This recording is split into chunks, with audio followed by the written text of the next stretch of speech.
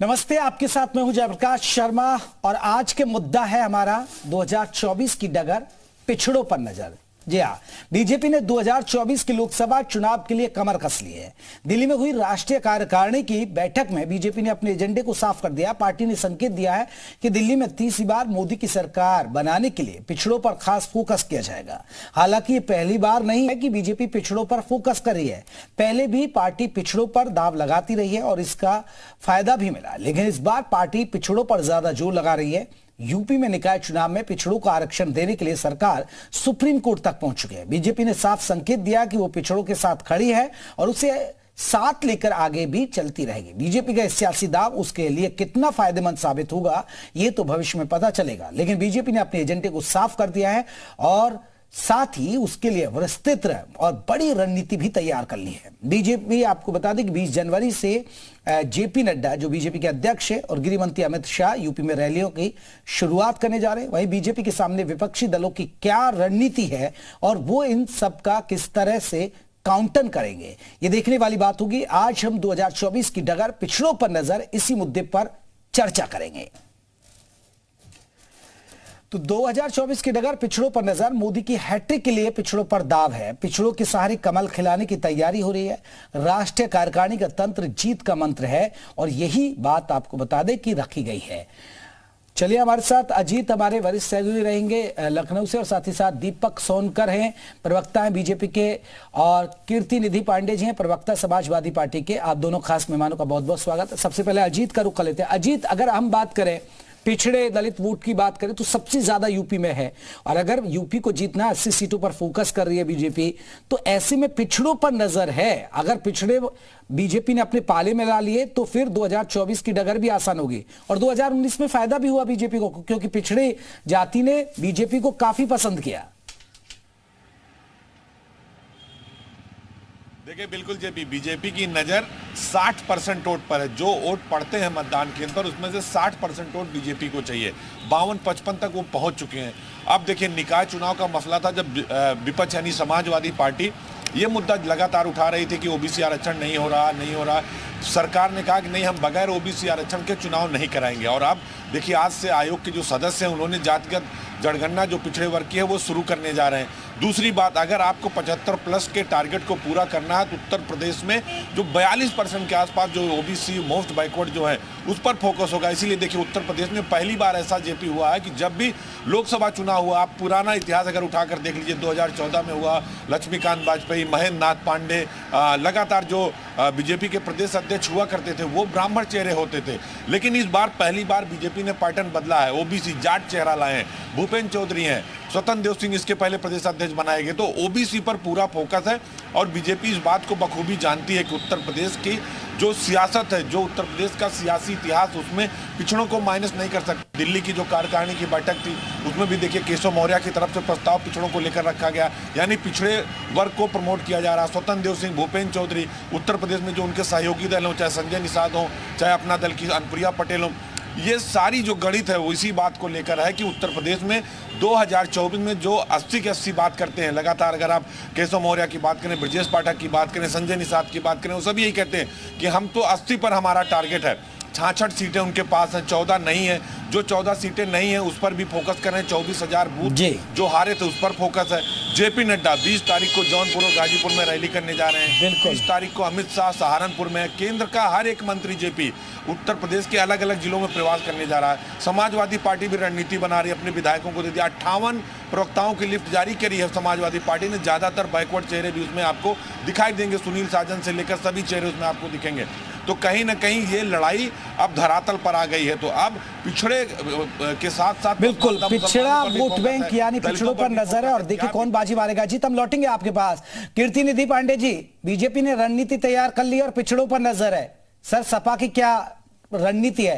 क्योंकि देखिए, बीएसपी ने तो कह दिया हम अकेले दम पर चुनाव लड़ेंगे। ओपी राजभर आपसे दूर हो गए, अब आप अकेले ही खड़े हैं। सर देखिए जयप्रकाश जी, सवाल मुद्दों का है। अकेले और गठबंधन का सवाल है कि मुद्दों के लिए लड़ता कौन। अभी आपके रिपोर्टर अजीत जी रिपोर्टिंग कर रहे थे, तो सरकार सुप्रीम कोर्ट तक चली गई। सरकार को सुप्रीम कोर्ट जाना क्यों पड़ा पिछड़ों के आरक्षण के लिए? इसलिए कि हाईकोर्ट में सरकार की लचर नीति के नाते, पैरवी कमजोर होने के नाते माननीय हाईकोर्ट को ऐसा फैसला देना पड़े कि बिना पिछड़ों के आरक्षण के चुनाव करा दिए जाए। सुप्रीम कोर्ट में तो माननीय सुप्रीम कोर्ट में समाजवादी पार्टी भी पिछड़ों के आरक्षण को लेकर के खड़ी है कि बिना पिछड़ों के आरक्षण के निकाय के चुनाव नहीं कराए जा सकते। अब आता हूं मुद्दों पे। मुद्दे क्या है? मैंने कई बार कई डिबेट्स में जयप्रकाश जी कहा कि राजकीय पॉलिटेक्निक में एसोसिएट प्रोफेसर की नियुक्ति हुई, 17 पदों पे नियुक्ति हुई, एक भी पिछड़ी जाति के व्यक्ति को प्रोफेसर नहीं बनाया गया। उत्तर प्रदेश के तमाम विश्वविद्यालयों में नियुक्ति हुई, एक भी पिछड़ों की नियुक्ति नहीं हुई। शेड्यूल कास्ट को आरक्षण दिया गया, जनरल कैटेगरी की भर्ती की गई, पिछड़ों की भर्ती ही नहीं हुई।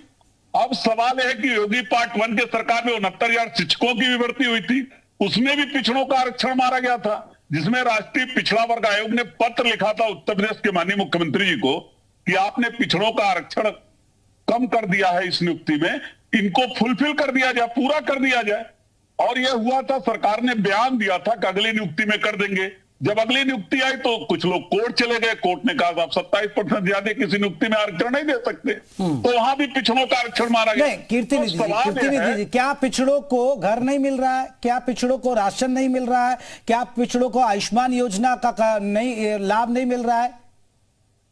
देखिए, मैं तो ये कहता हूं कि राशन, मकान देने के बजाय हम उनको इतना आत्मनिर्भर क्यों नहीं बनाते कि वो अपने बल पे खड़े हो जाए, अपना घर स्वयं बनाए। आप भी तो थे ना सत्ता में, जरूरत न पड़े उनको। आप भी तो रहे ना सत्ता में, आप भी बना लेते थे। सुनिए, जब जयप्रकाश जी मैं बताता हूं, पिछड़ी जाति का आरक्षण क्या समाप्त कर दे भारतीय जनता पार्टी, समाजवादी पार्टी खामोश रहे, मत बोले? ठीक है, दीपक सोनकर जी, देखिए, अगर आप नगर निकाय का ही मान लीजिए, चलिए आप योजनाएं पहुंचा रहे हैं, लाभ दे रहे हैं, लेकिन पिछड़ों का जो कीर्तिनिधि पांडे जी सवाल उठा रहे हैं वो वाजिब सवाल है। आपके हाईकोर्ट में आप पहले से ही ऐसी तैयारी कर लेते, इस तरह की नौबत ही नहीं आती। देखिए, हमने तो निश्चित रूप से चाहे नगर निगम चुकाए की अगर बात करेंगे तो हम तो पिछड़ों के हित की बात कर रहे हैं, और हमने कहा ना नगर निकाय चुनाव में ओबीसी के आरक्षण के चुनाव कराने के लिए हम कटिबद्ध हैं और उसके लिए हम लोग सुप्रीम कोर्ट जा रहे हैं। दूसरी बात, हम तो कहते हैं भारतीय जनता पार्टी तो सबका साथ, सबका विकास, सबका विश्वास और सबके प्रयास के साथ बढ़ती है। और दूसरी बात, हमारे कीर्तिनिधि जी भाई कह रहे थे, कीर्तिनिधि जी की भी सरकार सत्ता में थी, जनता ने उनको भी आशीर्वाद दिया था, तो कितना इन्होंने पिछड़ों के हित की बात कर ली थी? केवल एक जाति के अलावा और अपने परिवार के अलावा कभी किसी की हित की बात नहीं करी। यहां तो गरीबों की, शोषितों की, वंचितों की और पिछड़ों की हित की बात करी जाती है और उनको योजनाओं से जोड़ा जाता है। दूसरी बात, महत्वपूर्ण बात बता रहा हूं कि अगर ओबीसी की बात करेंगे, देखिए हम तो कहते हैं कि हमारे लिए तो सभी महत्वपूर्ण है।